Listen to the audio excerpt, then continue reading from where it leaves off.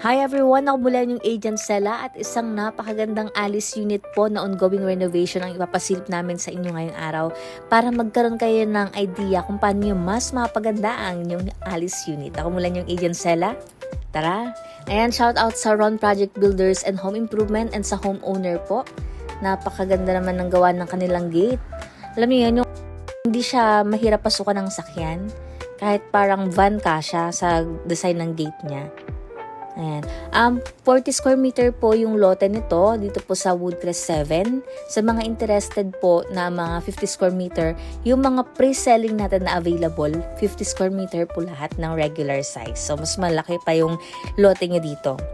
Ayan. Idea po para mas maging spacious ang yung kitchen. Nilipat nila dito sa first bedroom. Ang ganda. Diba? And etong space sa baba ng hagdan para hindi masayang gagawin nilang cabinets.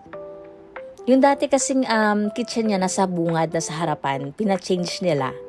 Kaya mas naging spacious yung look ng kanilang Alice unit. At ngayon nga nasa second floor na tayo, pinapaltan din nila yung tiles sa CR. Ang ganda. Pag may ilaw na, balikan natin uli. Abangan niyo po yung mga next vlog natin dahil marami pa kaming papasilip sa inyo. Nagkapalit din sila ng window. Sliding na siya. Ang ganda naman. Ang aliwalas niya, parang pagpasok mo parang homey siya yung ambience niya.